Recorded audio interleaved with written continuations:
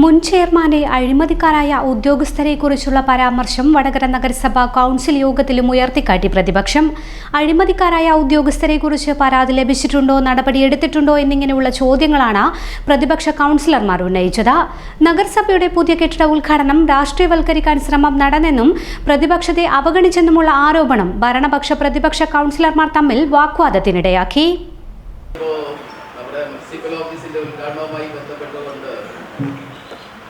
അനാവശ്യമായിട്ടുള്ള അല്ലെങ്കിൽ വേണ്ടാത്ത ഒരു ചർച്ചയാണെന്ന് തോന്നുന്നു. കാരണം ഇതൊക്കെ നമ്മൾ തന്നെ കൂടിയിരുന്ന് തീരുമാനിക്കുന്ന ഓരോ ഉദ്ഘാടന ചടങ്ങിലും സ്റ്റാൻഡിംഗ് കമ്മിറ്റി ചെയർമാൻമാർ അതിൻ്റെ ആശംസകരോ അതിൻ്റെ പ്രോട്ടോകോളിനനുസരിച്ചോ വരുന്ന രീതിയാണുള്ളത്. രാഷ്ട്രീയ പാർട്ടി പ്രതിനിധികളെ ക്ഷണിക്കാത്തതാണെങ്കിൽ കൗൺസിൽ പാർട്ടി ലീഡർമാർ നേരത്തെ നടന്ന എല്ലാ ഉദ്ഘാടന ചടങ്ങുകളിലും ആശംസകരായി പങ്കെടുത്തിട്ടുണ്ട്. നമ്മൾ തന്നെയാണ് പറയല് ഇന്നതിന് രാഷ്ട്രീയ പാർട്ടികളുണ്ട്. ഇതിൽ നമ്മുടെ ഈ ഉദ്ഘാടന ചടങ്ങ് അതിഗംഭീരമായി നടന്ന ഉദ്ഘാടന ചടങ്ങിൽ വടകരയിലെ എല്ലാ രാഷ്ട്രീയ പാർട്ടി പ്രതിനിധികളും പങ്കെടുത്തിട്ടുണ്ട്. അപ്പോൾ എങ്ങനെയാണ് ചില ആളുകളെ അവഗണിച്ചു അപമാനിച്ചു എന്ന് പറയുന്ന രീതി ശരിയല്ല എന്നുള്ള അഭിപ്രായമാണ് എനിക്കുള്ളത്. അത് വേണ്ടാത്തൊരു ചർച്ചയാണ്. നമ്മൾ തന്നെയാണ് അങ്ങനെയുള്ള കാര്യങ്ങൾ നേരത്തെ തീരുമാനിച്ചത്. അത് തന്നെയാണ് ഇത് ശരിയും. മറ്റൊന്ന്, തെരുവ് പട്ടികളെ സംബന്ധിച്ച് ABC സംവിധാനമാണ് ഉള്ളതെന്ന് നമുക്കെല്ലാം അറിയാം. പക്ഷെ ഇപ്പൊ അടുത്ത് ഹൈക്കോടതിയുടെ ഒരു പരാമർശം വന്നിട്ടുണ്ട്. അതുപോലെ പിന്നാലെ ഓടിക്കടിക്കുന്ന പട്ടികളെ എന്തോ ചെയ്യാമെന്ന് പറഞ്ഞിട്ടുള്ള ഒരു ഇത് കണ്ടിട്ടുണ്ട്. അപ്പൊ അങ്ങനെയുള്ള വല്ല ഉത്തരവും നമുക്ക് വന്നിട്ടുണ്ടെങ്കിൽ അത് അടിയന്തരമായി ആ നടപടിയിലേക്ക് പോകാൻ ആവശ്യമായ ഒരു തീരുമാനം നമുക്കുണ്ടാകും. നാഷണൽ ഹൈവേയുമായി ബന്ധപ്പെട്ടുകൊണ്ട് എനിക്ക് തോന്നുന്നു ഫേസ്ബുക്കിലൊക്കെ വളരെ പ്രധാനപ്പെട്ട ചർച്ച നടക്കുന്നുണ്ട്. വളരെ ഇഴഞ്ഞാണ് വടകരയിൽ ഈ പ്രവൃത്തി നടക്കുന്നത്. അതുകൊണ്ട് നമ്മൾ ഈ കൗൺസിൽ ഒന്നടങ്കം ഒറ്റക്കെട്ടായി ആവശ്യപ്പെടുകയാണ്.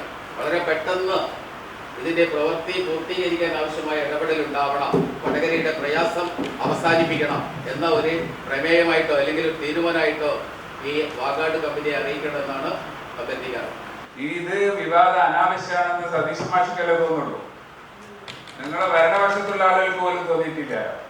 ഇന്ന് നടന്ന കൗൺസിൽ പാർട്ടി യോഗം പോലും കൗൺസിൽ പാർട്ടി ലീഡർമാർ കുറെ ആളുകൾ മാറി നിന്ന് അതിന്റെ ഭാഗം. അത്തരം കാര്യങ്ങളിൽ കുറച്ചുകൂടി ഒരു സമന്വയത്തിൽ ഇടപെടാൻ കഴിയണം നേതൃത്വമുള്ള ആളുകൾ. ചെയർപേഴ്സനെ ആ രീതിയിൽ അല്ലെങ്കിൽ ഇതടക്കുമ്പോൾ സതീശ മാഷെങ്കിലും ഒന്ന് അനുഭാവപൂർവ്വം വിളിച്ച് സംസാരിക്കാനുള്ളൊരു നേതൃത്വ ഗുണം പോലും കാണിക്കാതെ ഇവിടെ വന്ന് ഞങ്ങൾ അനാവശ്യമാണെന്ന് പറയാൻ വല്ലാത്തൊരു തൊലിക്കെട്ടിയാണ്. എങ്ങനെയാണ് അത് അനാവശ്യം? ഈ മുനിസിപ്പൽ ഓഫീസിന്റെ തറക്കല്ലിടൽ നടന്നല്ലോ. ആ ചടങ്ങിൽ ആരൊക്കെയാണ് സംബന്ധിച്ചത്? അതിന്റെ നോട്ടീസ് ഞാൻ കൗൺസിൽ ഗ്രൂപ്പിലിട്ടില്ലേ? അത് തെറ്റായിരുന്നോ? അന്നത്തെ മുനിസിപ്പാലിറ്റി ലെവലിലുള്ള മുഴുവൻ പാർട്ടി നേതാക്കന്മാരുണ്ട്. അതിനു പുറമെ പ്രതിപക്ഷ പാർട്ടി ലീഡർമാരുണ്ട്. എവിടെയാണ് ഈ മാനദണ്ഡം? നമ്മൾ തന്നെ തീരുമാനിച്ചത്. എവിടെയാ തീരുമാനിച്ചത്? ഏത് യോഗത്തിലാണ് തീരുമാനിച്ചത്? രാഷ്ട്രീയ പാർട്ടി പ്രതിനിധികൾ ഉണ്ടെങ്കിൽ കൗൺസിൽ പാർട്ടി ലീഡർമാർ വേണ്ടാന്ന് അങ്ങനെ നിങ്ങൾ രണ്ടാളും മാത്രം തീരുമാനിച്ചാണോ? ഞങ്ങളോട് ഇതുവരെ സംസാരിച്ചിട്ടില്ല. നിങ്ങൾ തെറ്റിദ്ധാരണ ഉണ്ടാക്കുന്ന രൂപത്തിൽ പലപ്പോഴും ഗ്രൂപ്പിൽ പറഞ്ഞിട്ടുണ്ട്. നമ്മൾ തന്നെ തീരുമാനിച്ചിട്ടല്ലേ? ഏത് യോഗത്തിലാണ് തീരുമാനിച്ചത്?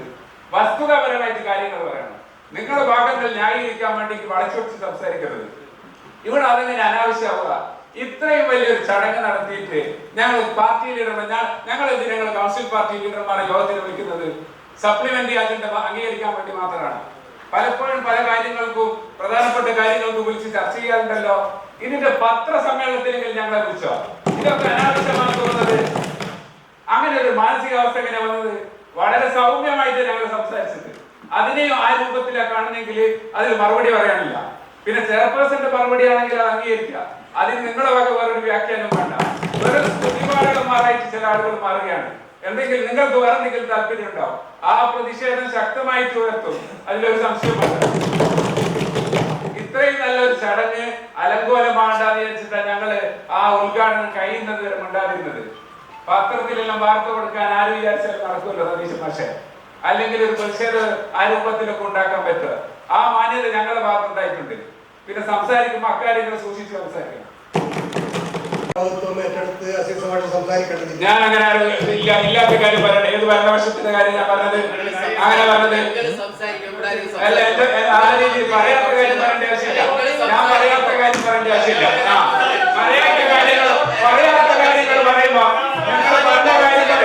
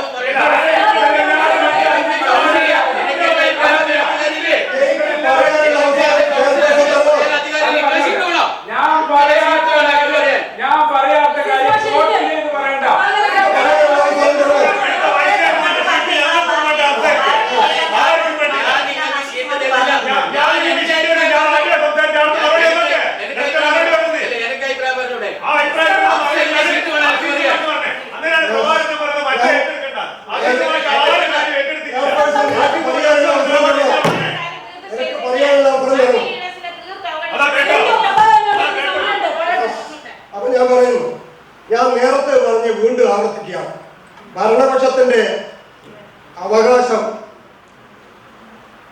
അല്ലെങ്കിൽ ഭരണപക്ഷത്തിനെ നേരത്തെ സൂചിപ്പിച്ച അസീസ് മാഷ പറഞ്ഞ കാര്യം അത് ശരിയല്ല എന്നുള്ളതും അത് ശരിയായ നടപടിയല്ല. ഞങ്ങൾക്ക് പറയാനുള്ള കാര്യം ഞങ്ങൾ പറയും എന്നുള്ള കാര്യത്തിൽ ഒരു തർക്കവുമില്ല. നേരത്തെ വീണ്ടും ആവർത്തിക്കുക. ദേശീയപാത നിർമ്മാണത്തിലെ മെല്ലെപ്പോക്ക്, എല്ലാ വാർഡുകളിലെയും സ്ട്രീറ്റ് ലൈറ്റുകൾ പ്രവർത്തിപ്പിക്കൽ, റോഡിലെ കുഴികൾ, ഹോളിഡേ മാൾ തുറക്കാത്തത്, ഇല്ലത്തെ താഴക്കുളം ഉപയോഗിക്കുന്നതിന് സമയക്രമം നൽകുന്നത്, നഗരസഭ പൊതുശ്മശാനം അടഞ്ഞുകിടക്കുന്നത്, തെരുവുനായ ശല്യം തുടങ്ങിയ വിഷയങ്ങളും യോഗത്തിൽ ചർച്ചയായി. നമ്മുടെ പൊതുശ്മശാനമായിട്ട് ബന്ധപ്പെട്ട് കഴിഞ്ഞ ദിവസം ഒരു 1.5 സെന്റ് സ്ഥലത്തിൽ കഴിയുന്ന ഒരു കുടുംബം ഈ ശക്തമായ മഴയിൽ ശവ സംസ്കാരം നടത്താൻ കഴിയാതെ വളരെ പ്രയാസം കൊണ്ട് വിളിച്ചിട്ടുണ്ട്. ഇപ്പോൾ നമ്മുടെ ശ്മശാനത്തിൻ്റെ പ്രവർത്തനരഹിതമായിട്ട് മാസങ്ങൾ കഴിഞ്ഞിട്ടും ഇതുവരെയും അതിലൊരു നടപടി ആയിട്ടില്ല. ഹൈടെക് എഞ്ചിനീയറിംഗ് ടെക്നോളജിയാണ് കേരളത്തിൽ ആകമാനം ശ്മശാനത്തിൻ്റെ ഫർണസ് മാറ്റുന്നതുമായി ബന്ധപ്പെട്ട AMCയും അതുപോലെ തന്നെ പുതിയ വർക്കും എടുത്ത് നടത്തിക്കൊണ്ടു പോകുന്നത്.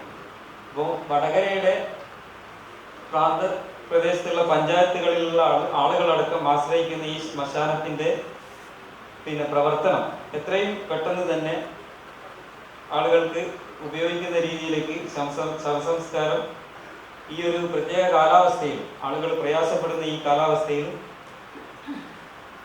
നടപടിയെടുക്കുന്നതിന് വേണ്ടിയിട്ടുള്ള കാര്യങ്ങൾ ഈ കൗൺസിലിൻ്റെ ശ്രദ്ധയിലേക്ക് കൊണ്ടുവരികയാണ്. അതുപോലെ തന്നെ നമ്മുടെ വാർഷിക പദ്ധതിയിലെ പ്രവൃത്തികളും MLA ADSും അതുപോലെ തന്നെ MP വർക്കുകളടക്കം കഴിഞ്ഞ ഫെബ്രുവരി മാസത്തിൽ ഏതാണ്ട് നമ്മുടെ പ്രവൃത്തികൾ പൂർത്തീകരിക്കേണ്ടതായിരുന്നു. പക്ഷേ ഇപ്പോഴും 2022, 23 അതുപോലെ 24, 25 22, 23 വാർഷിക പദ്ധതികളിലെ വാർഡ് പ്രവൃത്തികൾ ഇതുവരെയും തുടങ്ങിയിട്ടില്ല. എൻ്റെ വാർഡിലടക്കം പല വാർഡുകളിലെയും പ്രവൃത്തികൾ നമ്മുടെ ഊരാളുങ്കൽ ലേബർ കോൺട്രാക്ടിംഗ് സൊസൈറ്റിയാണ് എടുത്തിട്ടുള്ളത്. അവരുമായി സംസാരിക്കുമ്പോൾ നഗരസഭയിൽ നിന്നും ഏതാണ്ട് 18 കോടിയോളം രൂപയുടെ കുടിശ്ശിക അവർക്ക് ബില്ല് മാറി കിട്ടാത്ത പ്രയാസങ്ങളാണ് പറഞ്ഞത്. കുറേ കാലമായി ആ ഒരു വിഷയം പറഞ്ഞുകൊണ്ട് വർക്കുകൾ നടത്തുന്നതിനുള്ള കാലതാമസം നീട്ടിക്കൊണ്ടുപോവുകയാണ്. പ്രത്യേകമായിട്ട് ഈ ICDS ഓഫീസിലേക്ക് ഭിന്നശേഷിക്കാരായിട്ടുള്ള ആളുകൾ 3ാം നിലയിലേക്ക് സ്റ്റെപ്പ് കയറി പോകുന്ന ഒരു പ്രയാസം, അത് മാറിയെടുക്കുന്നതിന് വേണ്ടി പല പരാതികളും നേരത്തെ നഗരസഭാ ഓഫീസിൽ പല സംഘടനകളും ഭിന്നശേഷിക്കാരും ഒക്കെ നൽകിയിട്ടുണ്ട്.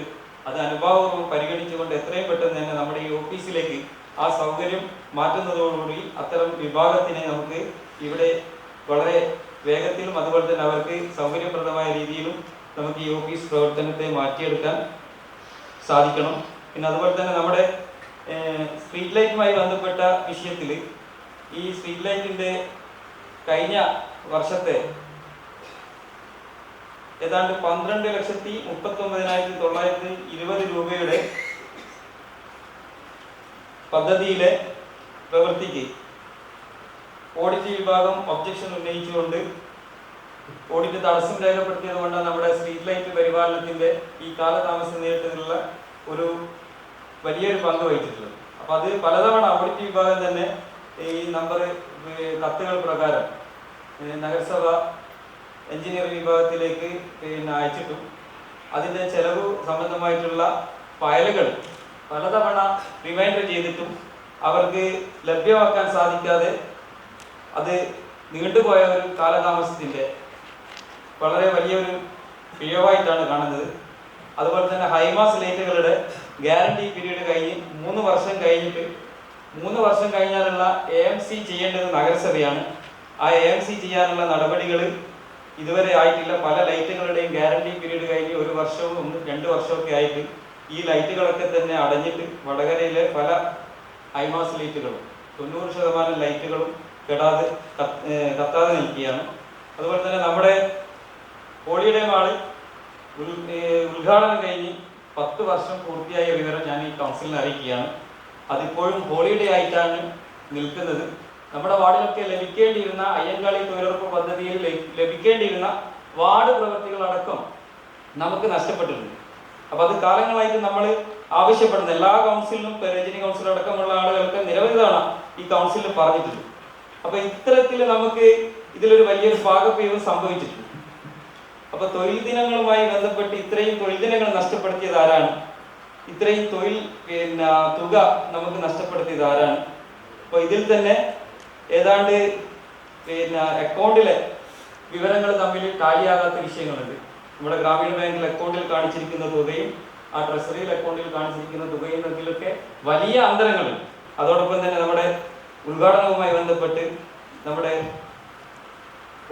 നഗരസഭയുടെ ഉദ്ഘാടനവുമായി ബന്ധപ്പെട്ട് നമ്മുടെ നഗരസഭ ചെയർമാൻ, മുൻ നഗരസഭ ചെയർമാൻ കെ ശ്രീധരൻ അവർ ഒരു പ്രസംഗം നടത്തിയിട്ടുണ്ട്. കേരളത്തിലെ മുഴുവൻ മാധ്യമങ്ങളിലും അതുപോലെ തന്നെ പത്രങ്ങളിലൊക്കെ തന്നെ വലിയൊരു വാർത്ത വന്നു. അപ്പൊ നഗരസഭയിൽ അതുപോലെയുള്ള ആ പ്രസംഗത്തിൽ പറഞ്ഞതുപോലെയുള്ള അഴിമതിക്കാർ ഉണ്ടോ? ഉണ്ടെങ്കിൽ ആരാണ്? ആ ആളുകൾക്കെതിരെ ഏതെങ്കിലും വ്യക്തികളോ സംഘടനകളോ നഗരസഭാ ചെയർപേഴ്സണിക്ക് വാക്കാലോ അതല്ലെങ്കിൽ രേഖാമൂലമോ പരാതി നൽകിയിട്ടുണ്ടോ? ഉണ്ടെങ്കിൽ അതിലെന്ത് നടപടിയെടുത്തു? ഇത്തരത്തിൽ വടകര നഗരസഭയിലെ മുഴുവൻ ജീവനക്കാരെയും സംശയത്തിന്റെ നിഴലിൽപ്പെടുത്തിയിട്ടുള്ള അല്ലെങ്കിൽ അത്തരക്കാരാണ് അഴിമതിക്കാരാണെന്ന് പൊതുസമൂഹത്തിന് മുന്നിൽ ഒരു ബഹുമാനപ്പെട്ട മുഖ്യമന്ത്രി അടക്കം പങ്കെടുത്ത ഒരു വലിയൊരു വേദി കേരളത്തിലെ വലിയ വാർത്തയായി മാറിയ ഒരു ഘട്ടത്തിൽ നമ്മൾ എന്താണ് ഈ നടപടി എടുത്തത് എന്ന് ഇത്തരത്തിൽ ഒരു പരാതി ലഭിച്ചിട്ടുണ്ട്. എന്നിട്ടും നമ്മൾ അതിൽ എന്ത് നടപടിയെടുത്തു എന്നുള്ളത് വളരെ വ്യക്തമായിട്ട് ഇവിടെ നമ്മുടെ കൗൺസിൽ അംഗങ്ങളോടെങ്കിലും ചെയർപേഴ്സൺ പറയേണ്ടതുണ്ട്. പിന്നെ നമ്മുടെ നഗരസഭയിലെ ഓഫീസർമാർ അത്തരത്തിലുള്ള ആളുകളുണ്ടെങ്കിൽ അവർക്കെതിരെ ശക്തമായ നടപടിയെടുക്കണമെന്നും കൂടി ആവശ്യപ്പെടുക. നഗരസഭാ ഓഫീസിന്റെ ഉദ്ഘാടനത്തിന്റെ കുറച്ച് ദിവസം മുമ്പ് നമ്മുടെ പഴയ ഓഫീസിൽ എച്ച് ആരോഗ്യ സ്റ്റാൻഡിംഗ് കമ്മിറ്റി ചെയർമാനൊക്കെ ഉണ്ട്. പുറത്തുനിന്ന് അറിയാൻ കഴിഞ്ഞതാണ് ഇവിടെ പിന്നെ കുറച്ച് ആളുകൾ വന്നിട്ട് നമ്മുടെ ഹെൽത്ത് ജീവനക്കാരെ കയ്യേറ്റം ചെയ്ത് അദ്ദേഹം ഇവിടെ ഇപ്പൊ ഇല്ല എന്നാണ് അറിയാൻ കഴിഞ്ഞത്. പയ്യോളിലേക്ക് മാറി എന്നാണ് അറിഞ്ഞത്. അദ്ദേഹത്തിനെതിരെ നിരവധി പരാതി ഇവിടെ തന്നിട്ട് അതിനൊരു നടപടി എടുക്കുകയും ആളുകൾ വന്ന് ഹെൽത്ത് വിഭാഗത്തിൽ ഏതോ ഒരു റൂമിൽ വെച്ചിട്ട് റൂം പൂട്ടിയിട്ട് അദ്ദേഹത്തെ കയ്യേറ്റം ചെയ്ത് HSO എന്താണെന്ന് അറിയാൻ വിട്ടുവരുന്ന കാര്യം. അപ്പൊ അങ്ങനെ ഒരു സംഭവം നടന്നിട്ടുണ്ടോ, അതെന്താണ് സംഭവിച്ചതെന്ന് നമുക്കറിയാൻ ഇതുണ്ട്. വളരെ പ്രയാസമുള്ള രീതിയിലുള്ള ഒരു സംഭവം അവിടെ നടന്നതെന്നും അറിയാൻ കഴിയും. ഈ നഗരസഭ ഓഫീസ് ഉദ്ഘാടനത്തിന്റെ കുറച്ച് ദിവസം മുമ്പേ നടന്നാണെന്ന്. അപ്പൊ അത് ഏത് ഉദ്യോഗസ്ഥനാണ് അദ്ദേഹം ഇവിടെ നിന്ന് മാറിപ്പോയി എന്ന് പറഞ്ഞു. സുരക്ഷിത കൗൺസിലർ പറഞ്ഞ വാർഡുകളിലുള്ള PTC ഫണ്ട് ഉപയോഗപ്പെട്ടുള്ള റോഡിന്റെ വിഷയം ഇന്നത്തെ ദിവസം ശ്രദ്ധയിൽപ്പെട്ടതാണ്. നിങ്ങളിപ്പം കോൺട്രാക്ടറെ വിളിച്ചിട്ട് കിട്ടുന്നില്ല, നമുക്ക് ഒരിക്കൽ നമ്പർ എനിക്കും കൂടെ തരിക, നമുക്കൊന്ന് ഇടപെട്ട് നോക്കാം. ഏത് കാരണം വെച്ചാൽ ഇന്ന് ടെൻഡറെല്ലാം തന്നെ ഓൺലൈൻ ടെൻഡർ ആയതുകൊണ്ട് തന്നെ ഈ പങ്കെടുക്കുന്ന ആളെ ഈ റിയാദ് എന്ന് പറയുന്ന കക്ഷി ഞങ്ങൾക്ക് തീരെ പരിചയമില്ലാത്ത ആളാണ്. നമ്പറിലേക്ക് നമുക്ക് കൂടെ ഒന്ന് ബന്ധപ്പെട്ട് നോക്കാം. ഇപ്പം സമയപരിധി കഴിയുന്നതാണെങ്കിൽ അയാളെ ഒഴിവാക്കിക്കൊണ്ട് പുതിയ ടെൻഡർ നടപടിയിലേക്ക് കടക്കാൻ ആവശ്യമുള്ള നടപടികളും സ്വീകരിക്കാനുള്ള നടപടികൾ നടത്താനുള്ള ആവശ്യത്തിലേക്ക് പറയാനുള്ളത്. മറ്റൊന്നുള്ളത് ഹൈമാസ് ലൈറ്റ് സ്ഥാപിക്കാൻ, അതായത് 3 ഹൈമാസ് ലൈറ്റ് ദേശീയപാത വികസനത്തിന്റെ ഭാഗമായിട്ട് നമ്മൾ അയച്ചു മാറ്റിയത് സ്ഥാപിക്കാൻ ഫണ്ടും വെച്ചു, നിർദ്ദേശങ്ങളും കൊടുത്താണ്. ഇപ്പോൾ സ്ഥാപിച്ചെടുത്തിട്ട് ഇപ്പോൾ കണക്ഷൻ കൊടുത്തില്ല എന്ന് മറുപടി കിട്ടിയിരുന്നത്. എന്തായാലും കെൽട്രോൺ ഇപ്പം ഫോൺ എടുക്കാത്ത അവസ്ഥയുണ്ട്. വടകര നഗരസഭാ പരിധിയിലെ കെൽട്രോണും സിൽക്കുമാണ് ഹൈമാസ് ലൈറ്റ് സ്ഥാപിച്ചത്. ഈ 2 കരാർ കമ്പനികളെയും ബന്ധപ്പെടുന്ന സമയത്തേക്ക് ഫോൺ അറ്റൻഡ് ചെയ്യാനോ മറുപടി തരാനോ മുതിരുന്ന ആളുകളില്ല. പല പ്രാവശ്യം വിളിച്ചു കഴിഞ്ഞാൽ ഫോൺ സ്വിച്ച് ഓഫ് ചെയ്യുന്ന രീതിയാണ് ഇപ്പം തുടരുന്നത്. അതിലേക്ക് നമ്മുടെ കയ്യിലേക്കുള്ള ഏക നമ്പറിൽ വെച്ചിട്ടാണ് വിളിക്കുന്നത്. ഇനിയുള്ള ഇടപെടൽ കൂടെ നടത്താമെന്നാണ് ആവശ്യത്തിലേക്ക് പറയാനുള്ളത്. പിന്നെ തൊഴിലുറപ്പ് പദ്ധതിയുമായി ബന്ധപ്പെട്ട് നിങ്ങൾ സംസാരിച്ചു. തൊഴിലുറപ്പ് പദ്ധതിയിൽ നമുക്കിപ്പം വന്നിട്ടുള്ള ഫണ്ട് ഈ 2025-26 വർഷത്തെ പദ്ധതി എന്ന് പറയുന്ന പദ്ധതിക്ക് വേണ്ടിയുള്ള ഫണ്ട് വന്നിട്ട് 26,73,000 രൂപയാണ് തൊഴിലുറപ്പിന് വേണ്ടിയിട്ട് നമുക്കിപ്പോൾ അനുവദിച്ചിട്ടുള്ളത്. അതിലിപ്പം 13 തൊഴിലാളികൾക്കുള്ള 24-25 വർഷത്തിൽ 13 പ്രവൃത്തികളുടെ ബില്ല് അനുവദിക്കുന്നതിന് 3,94,884 രൂപ ഇതിൽ നിന്ന് നമ്മൾ എടുക്കാനുണ്ട്. 2024-25 വർഷത്തിൽ 10 ലിറ്ററിൽ കൂടുതൽ പാലളക്കുന്ന സൊസൈറ്റിയിലേക്കുള്ള ആളുകൾക്കുള്ള ക്ഷീരകർഷകർക്കുള്ള കൂലി ഇനത്തിൽ 1,07,724 രൂപയും PMAY ഗുണഭോക്താക്കൾക്കുള്ള വേതനം നൽകുന്നതിന് 2,49,120 രൂപയും നമ്മൾ 2 ജീവനക്കാരുള്ള ഒരു സാലറി ഇനത്തിലും കൂടെ ഇപ്പോൾ ഓൺ ഫണ്ടിൽ നിന്ന് എടുത്ത തുക കൂടെ ഇതിന് റീകൂപ്പ് ചെയ്യുന്ന സമയത്ത് 10,66,280 രൂപ ഈ 26,73,000 നമ്മൾ മൈനസ് ചെയ്യേണ്ടതായിട്ടുണ്ട്. അതിനുശേഷമുള്ള എമൗണ്ട് വെച്ചുകൊണ്ട് വാർഡിലേക്ക് വർക്ക് നടത്താൻ ആവശ്യമായുള്ള നിർദ്ദേശങ്ങളും കൊടുത്തു കഴിഞ്ഞിട്ടുണ്ട്. പിന്നുള്ളത് സ്ട്രീറ്റ് ലൈറ്റ് റിപ്പയർ പ്രവൃത്തി കോൺട്രാക്ടർക്ക് പൈസ കൊടുക്കാനുള്ള വിഷയം നമ്മുടെ മുമ്പിലുള്ള വിഷയം തന്നെയാണ്. കോൺട്രാക്ടർ പൈസയൊക്കെ തന്നെ നമ്മൾ കൊടുത്തിട്ടുണ്ട്. മാർച്ച് മാസത്തിൽ ബില്ലെടുത്ത് വെച്ച് ട്രഷറിയിലേക്ക് പോയ എമൗണ്ടാണ്. സാങ്കേതിക തടസ്സം കാരണം ആ ബില്ല് പോകാതിരിക്കുകയും അദ്ദേഹത്തിന് ഫണ്ട് കിട്ടും. അതിലേക്ക് ഇപ്പം നിങ്ങളിപ്പോൾ എല്ലാ ദിവസവും എന്താ പറയുക ചോദ്യങ്ങൾ കൃത്യമായിട്ട് എഴുതി കൊടുക്കുന്ന മറുപടി വാങ്ങിപ്പോകുന്നത്. അത് ആ കൂട്ടത്തിലേക്ക് നമുക്ക് ഏത് രീതിയിലേക്കുള്ള മറുപടി തന്നതെന്ന് അറിയില്ല. കാരണം ഓഡിറ്റർമാരെ പണിയെടുക്കും. ഓഡിറ്റർമാരെ ഭയന്നുകൊണ്ട് ഇവിടെയുള്ള നിർവഹണ ഉദ്യോഗസ്ഥന്മാർക്ക് എന്നാൽ പിന്നെ അങ്ങനെ ആരും തന്നെ ജോലി ചെയ്യാൻ പാടില്ലാത്ത സ്ഥിതിയിലേക്കാണ് ഓഡിറ്റർമാർ പല നിർദ്ദേശങ്ങളും തരുന്നത്. അതിനെയൊക്കെ തന്നെ മറികടന്ന് മറുപടി കൊടുത്തുകൊണ്ട് നമ്മുടെ പരിപാടികൾ നിർവഹിക്കാനുള്ള രീതിയിലേക്ക് തന്നെയാണ് ഉദ്യോഗസ്ഥന്മാർക്കുള്ള നിർദ്ദേശം കൊടുക്കുന്നത്. ഈ സ്ട്രീറ്റ് ലൈറ്റ് റിപ്പയർ പ്രവൃത്തി ചെയ്യുന്ന ഡക്കാൻ അസോസിയേഷന് കഴിഞ്ഞ സുധി വാക്സി ഉള്ള സമയത്തേക്ക് ബില്ല് കൊടുക്കുന്ന സമയത്തേക്ക് 1.5 ലക്ഷത്തോളം രൂപ അയാൾ അക്കൗണ്ടിലേക്ക് അധികമായി കൊടുത്തിട്ടുണ്ടായിരുന്നു. അത് ഓഡിറ്റർമാർ ചൂണ്ടിക്കാണിച്ചു. അത് തിരിച്ചു പിടിച്ചതിന് ശേഷം രണ്ടാമത്തെ ബില്ല് കൊടുത്താൽ മതി എന്നുള്ള രീതിയിലേക്കാണ് ഫയൽ വന്നത്. അത് തിരിച്ചു പിടിച്ച് അവരെ ബില്ല് നമ്മൾ കൊടുക്കുകയും ചെയ്തിട്ടുണ്ട്. വർക്ക് സ്റ്റാർട്ട് ചെയ്യുകയും ചെയ്തിട്ടുണ്ട്. ആ ഒരു സമയം ഉള്ളത് കൊണ്ട് തന്നെ പല വാർഡുകളിലും നിങ്ങളെല്ലാ കൗൺസിലർമാരും സ്ട്രീറ്റ് ലൈറ്റ് റിപ്പയർ ചെയ്യുന്ന സമയത്ത് വാർഡിലേക്ക് ഇറങ്ങിയ ആളുകളാണ്. 10-50 ബൾബുകൾ നമ്മൾ ഓരോ വാർഡുകളിൽ നിന്നും റിപ്പയർ ചെയ്തിട്ടുണ്ട്. കുറച്ച് കുറച്ച് സമയം അധികമായി പോയതുകൊണ്ട്. അപ്പം കഴിഞ്ഞ പ്രാവശ്യമൊക്കെ തന്നെ ഇവർ വന്ന സമയത്തേക്ക് 3-4 വാഹനങ്ങളിൽ വന്നിട്ട് ഇവർ വർക്ക് നടത്തിയിട്ടുണ്ട്. പല ഭാഗങ്ങളിലായി പോയിട്ട്. പക്ഷെ ഇവർ ആ ഭാഗത്ത് നിന്ന് ഇപ്പം വന്നിട്ടുള്ളത് നമ്മളെ ഭാഗത്ത് ഇപ്പം വർക്ക് നടത്തുന്ന രതീഷ് എന്ന് പറയുന്ന ആളെ ഈ 10-50 ബൾബുകൾ മാറ്റിയുള്ള സമയത്ത് അത്രയും നല്ല വർക്കാണ് അയാളത്. പകര സംവിധാനം എന്നുള്ള രീതിയിലേക്ക് 3-4 വാഹനം വാർഡിലേക്ക് ഇറക്കുന്ന സമയത്തേക്ക് ഇട്ട് 2 ആഴ്ച കൊണ്ട് തന്നെ വീണ്ടും വാർഡിലേക്ക് ഇറങ്ങേണ്ട സ്ഥിതി വരും. അതുകൊണ്ട് ഇദ്ദേഹത്തിനെ വെച്ചിട്ട് സമയം വൈകി പോയി കഴിഞ്ഞാലും നമുക്ക് പിന്നീട് തലവേദന ഇല്ലാത്ത രീതിയിലേക്ക് മാറ്റാം. അത്രയും നല്ല വർക്കാണ് അദ്ദേഹത്തിൻ്റെ എന്നുള്ള രീതി സമയബന്ധിതമായിട്ട് കഴിച്ചാൽ ഓഗസ്റ്റ് 1 മുമ്പായിട്ട് തന്നെ ഇപ്പം ഇന്ന് രാവിലെ 38-ാം വാർഡിലാണുള്ളത്. ഇന്ന് 38 കഴിഞ്ഞിട്ട് 2 വാർഡ് കൂടെ അവർക്ക് ഏകദേശം ചെയ്യാൻ പറ്റുന്നുള്ള രീതിയിലേക്കാണ് മറുപടി തന്നിട്ടുള്ളത്. 1-ാം തീയതിക്ക് മുമ്പായിട്ട് തന്നെ കംപ്ലീറ്റ് വർക്കും കഴിയുമെന്നുള്ള രീതിയിലേക്കാണ് മറുപടി തന്നിട്ടുള്ളത്. പിന്നെ NH പ്രവൃത്തി നമുക്കെല്ലാം അറിയാം. അഴിയൂർ ബംഗള റീച്ച് വാർഡ് കൊടുത്ത ലിസ്റ്റ് ആണെങ്കിൽ പരമാവധി എല്ലായ്പ്പോഴും ഈ വർക്കുമായിട്ട് ബന്ധപ്പെട്ട കോൺട്രാക്ടർമാർ നമ്മളെ വടകരയിലേക്ക് ഇറങ്ങുന്ന സമയത്തേക്ക് വാർഡ് 9-ഉം 25-ഉം കഴിഞ്ഞതിന് ശേഷം മാത്രമേ ബാക്കി എല്ലാ ഭാഗങ്ങളിലേക്കും ചെയ്യേണ്ടതുള്ളൂ എന്നുള്ള നിർദ്ദേശം തന്നെയാണ്. ഇപ്രാവശ്യം അങ്ങനെ തന്നെയാണ്. പക്ഷെ 1-2 ദിവസം ഇവർ വരും എന്ന് പറഞ്ഞു. പല കാരണങ്ങളും പറഞ്ഞ് ഒഴിവായി. അതിന്റെ മുമ്പിലെ എല്ലാം തന്നെ മഴയും ശക്തമായ മഴ കാരണം പോസ്റ്റിലേക്ക് കയറാൻ ബുദ്ധിമുട്ടുണ്ട് എന്ന് പറഞ്ഞ സമയത്തേക്ക് മഴ നമ്മൾ എന്നിട്ടും പറഞ്ഞു വടകരയിൽ അത്ര രീതിയിലേക്ക് വലിയ വിഷയമായിട്ട് മഴേന്റെ ഇല്ല, കാലാവസ്ഥ പകൽ സമയങ്ങളിൽ അനുകൂലമാണെന്നെല്ലാം പറഞ്ഞാണ് അവരെ ഇങ്ങോട്ടേക്ക് കൊണ്ടത്. അപ്പോൾ സാധനം ഇറക്കുമ്പോൾ ഒരു 3 മണി ഏകദേശം 3 മണിക്ക് സമയത്തേക്ക് ഞങ്ങൾ വടകര എത്തിയിട്ടുണ്ട്. ഓഫീസിലേക്ക് സാധനങ്ങൾ ഇറക്കുന്നുണ്ട് എന്ന് പറഞ്ഞ ഒന്നാണ് ഞാൻ പറഞ്ഞത്. ഇനിയിപ്പോൾ 42-43 ഇന്നത് കംപ്ലീറ്റ് ചെയ്തതിന് ശേഷം ബാക്കി തുടർച്ചയായിട്ട് പോയിക്കോന്നുള്ള നിർദ്ദേശം കൊടുത്തിട്ടുണ്ട്. ആ രീതിയിൽ തന്നെയാണ് ഇപ്പം പോയിക്കൊണ്ടിരിക്കുന്നത്. അല്ല, തീരദേശ വാർഡ് എന്ന് പറഞ്ഞാൽ ഈ കൗൺസിലർമാരെ ഇങ്ങേ ഭാഗത്തുള്ള കൗൺസിലർമാർക്ക് മുഴുവനും ഹൈവേന്റെ പ്രയാസമുണ്ട്. റോഡ് കുണ്ടും കുഴിയായ വിഷയങ്ങളും പല കാര്യം. കാരണം നമുക്ക് തീരദേശത്തേക്ക് ഒറ്റ റോഡ് മാത്രമേ ഉള്ളൂ. വലിയ ബുദ്ധിമുട്ടുകളൊന്നുമില്ല. അത് അവരും KSEB നമ്മളും ഒക്കെ തന്നെ ആലോചിച്ചതിന് ശേഷം മാത്രമാണ് ഇങ്ങോട്ടേക്ക് മാറ്റിയിട്ടുള്ളത്. അതിൽ വേറെ രീതിയിലേക്കുള്ള അങ്ങനെയാണെങ്കിൽ നിങ്ങൾ ഈ ഉദ്ദേശിക്കുന്ന രീതിയിലേക്കുള്ള ഇടപെടലാണ് മറുപടി ഞാൻ പറഞ്ഞത്. അങ്ങനെ ഈ വർക്ക് ചെയ്ത കൗൺസിലർമാർക്കെല്ലാം അറിയാം ഏത് രീതിയിലേക്കാണ് വർക്ക് വന്നിട്ടുള്ളത്. കാരണം ഞാൻ എനിക്ക് പറ്റിയ വാർഡിലേക്ക് ഇറങ്ങിയാൽ മതി എന്നുള്ള നിർദ്ദേശം കൊടുത്തിട്ടില്ല.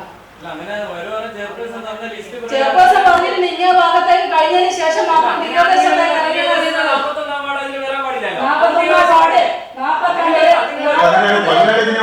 ആശിം ഫംഗ്ഷൻ 16-ാം വാർഡും 11-ാം വാർഡും എങ്ങനെയാ പറഞ്ഞു? വിജയ കൗൺസിലർ പോകും ബലാബലത്തിലേക്ക് വിജയ കൗൺസിലർ സമയത്തേക്ക് അന്നത് കംപ്ലീറ്റ് ചെയ്തോന്ന് ഞാൻ പറഞ്ഞതാണ്. കാരണം എന്റെ വാർഡിൽ തിരിച്ചു ഞാൻ മറുപടി പറഞ്ഞോട്ടെ, ഞാൻ പറയുന്നില്ലേ നിങ്ങൾക്ക് പറയാൻ ആശിം കൗൺസിലർ ഇന്നത്തെ ചർച്ചയിൽ പങ്കെടുക്കുന്ന സമയം നിങ്ങൾക്ക് മറുപടി പറയുന്ന സമയമാണ്.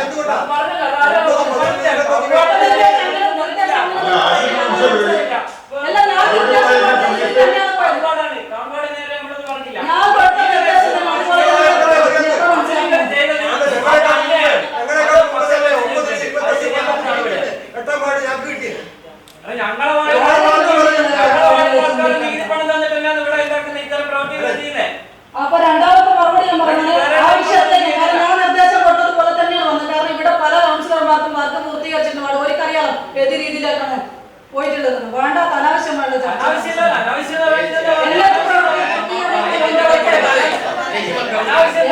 പ്രവൃത്തി പൂർത്തീകരിച്ചു. ഞാൻ മറുപടി പറയുന്ന എനിക്ക് ചർച്ചകളുടെ സമയം തന്നതാണ് കഴിഞ്ഞു. NH പ്രവൃത്തിയുമായി ബന്ധപ്പെട്ട് പല തവണ നമ്മൾ കളക്ടറുമായി ബന്ധപ്പെട്ട കളക്ടർ നേതൃത്വത്തിലുള്ള മീറ്റിങ്ങുകളും കാര്യങ്ങളും ഇപ്പം കോഴിക്കോട് ജില്ലാ കളക്ടർ പോലും ബഹുമാനിക്കാത്ത രീതിയിലേക്കാണ് ദേശീയപാത വികസന അതോറിറ്റിന്റെ പ്രവർത്തനമായിട്ട് മുമ്പോട്ടേക്ക് പോകുന്നത്. നമ്മൾ പറഞ്ഞിട്ട് നഗരസഭാ കൗൺസിലറുടെ നേതൃത്വത്തിൽ സമര പരിപാടി നമ്മൾ പ്രഖ്യാപിക്കാൻ പോകുന്നുള്ള വിവരം കളക്ടർക്ക് കൂടെ നമ്മൾ കൊടുത്തു കഴിഞ്ഞിട്ടുണ്ട്. ഈ പുതിയ ബസ് സ്റ്റാൻഡ് സർവീസ് റോഡിന്റെ വർക്കുമായി ബന്ധപ്പെട്ട പുതിയ ബസ് സ്റ്റാൻഡിലെ താൽക്കാലിക സംവിധാനം എത്രയും പെട്ടെന്ന് ഇത് പൂർത്തീകരിക്കട്ടെ എന്നുള്ള ഒരു ലക്ഷ്യവുമായിട്ടാണ് നമ്മൾ അനുവദിച്ചു കൊടുത്തത്. അതും നമ്മൾ ക്ലോസ് ചെയ്യാനായി ആവശ്യമുള്ള ഇടപെടൽ നടത്തുന്നുള്ള രീതിയിലേക്കോ വകാട് കമ്പനിയെ അറിയിച്ചു കഴിഞ്ഞിട്ടുണ്ട്.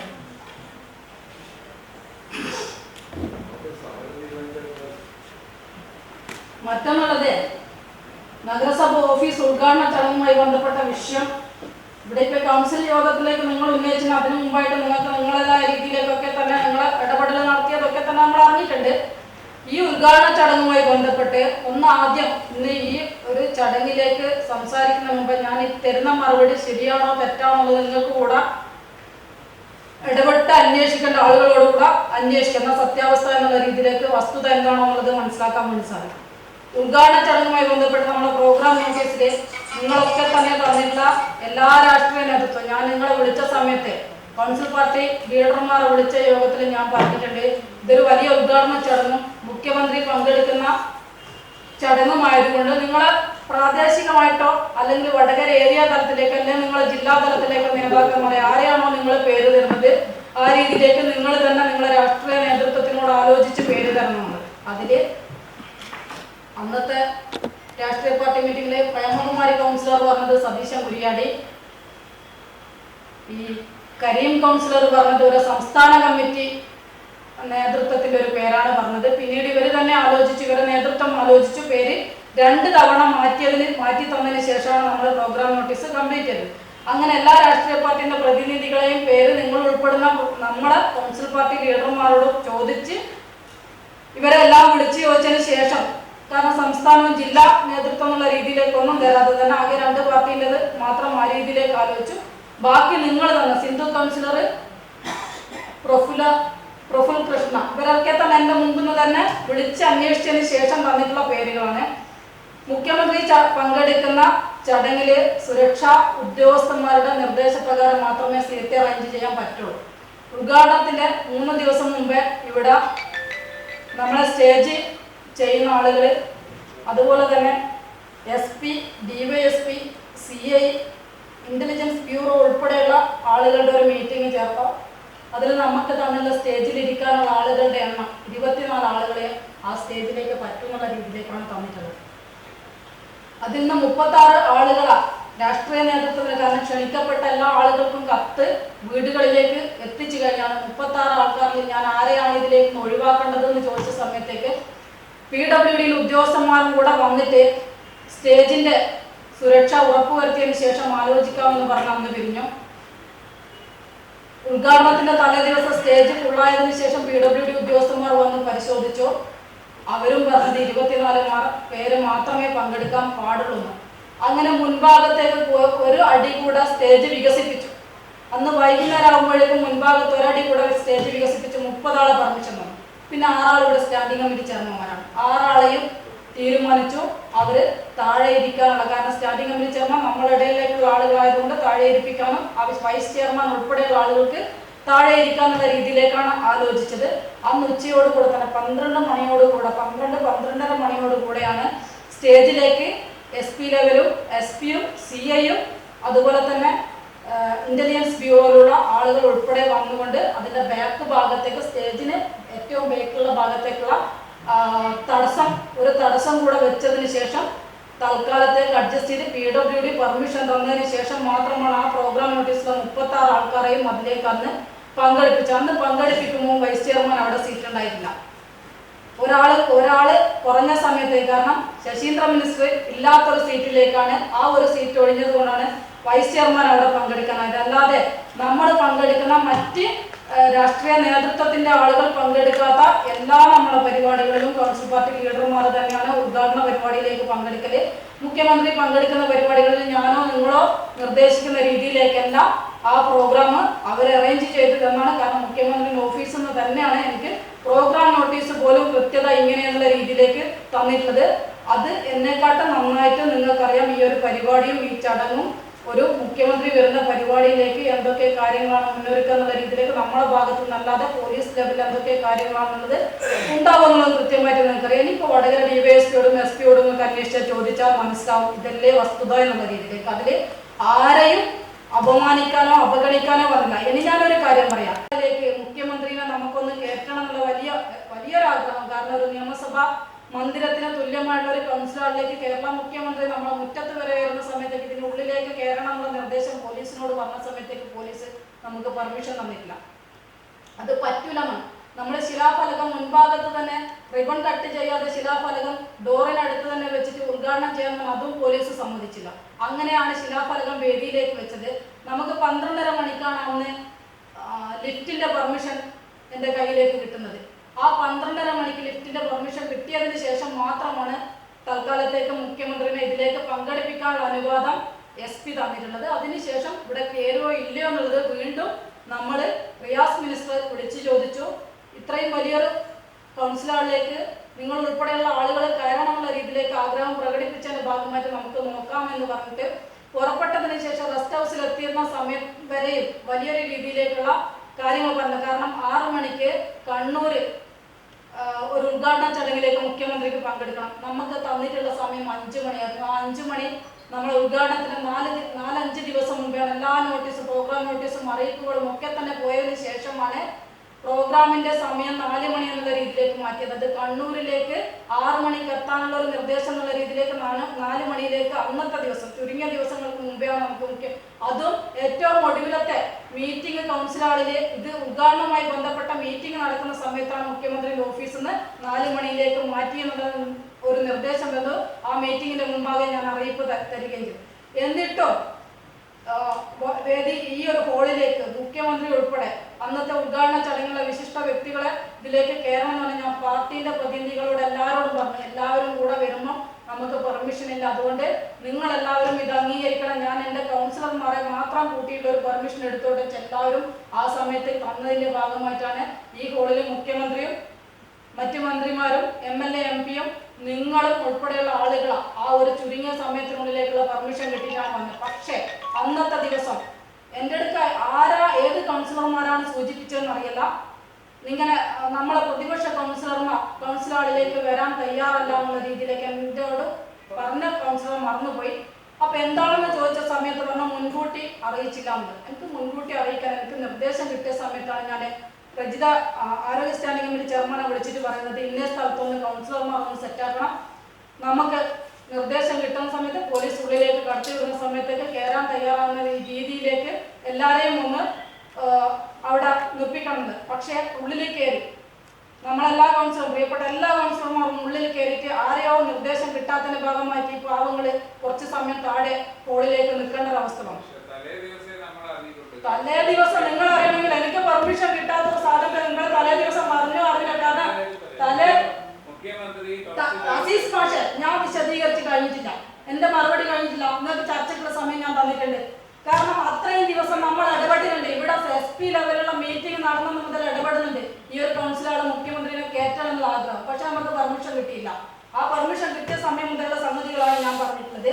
അതിലേക്ക് ആർക്കും ബുദ്ധിമുട്ടാകുന്നില്ല. കാരണം നിങ്ങളോടൊപ്പം തന്നെ മുഖ്യമന്ത്രിനെ ഈ ഹോളിലേക്ക് കയറ്റാനുള്ള എൻ്റെ ആവശ്യമായിരുന്നു. ആ ആവശ്യം എന്തായാലും നിറവേറ്റാൻ വേണ്ടി സാധിച്ചു. അത്ര മാത്രമേ എനിക്ക് അതിനെപ്പറ്റി മറുപടി. അല്ലാതെ ആരെയും അവഹേളിക്കാൻ വേണ്ടിയിട്ടോ നമ്മളെ ഭാഗത്തു നിന്നൊന്നും തന്നെ ചെയ്തില്ല.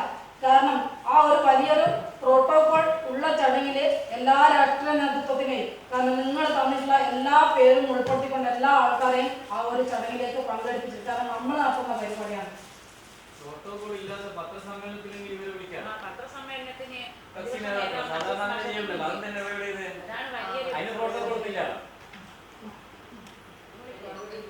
പിന്നെ അന്നത്തെ ദിവസം സ്റ്റേജിൽ വെച്ചൊരു കാര്യം, കാരണം അന്നത്തെ ഉദ്ഘാടന പ്രസംഗത്തിലെ മുൻ ചെയർമാൻ പറഞ്ഞ കാര്യത്തിന് മറുപടി ഇപ്പം എന്തായാലും എനിക്ക് പറയാൻ പറ്റില്ല. കാരണം അദ്ദേഹം വടകരക്കാരനാണ്.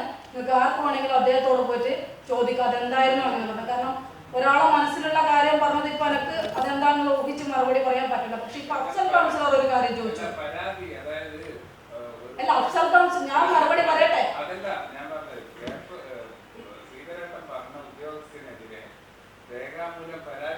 ഞാൻ മറുപടി പറഞ്ഞോട്ടെ. ഞാൻ പറയുന്നത് ഞാൻ തീർത്തിട്ടില്ലല്ലോ. ഒരു കാര്യത്തിലേക്കുള്ള മറുപടി എന്റെ കംപ്ലീറ്റ് ആയിട്ടില്ല.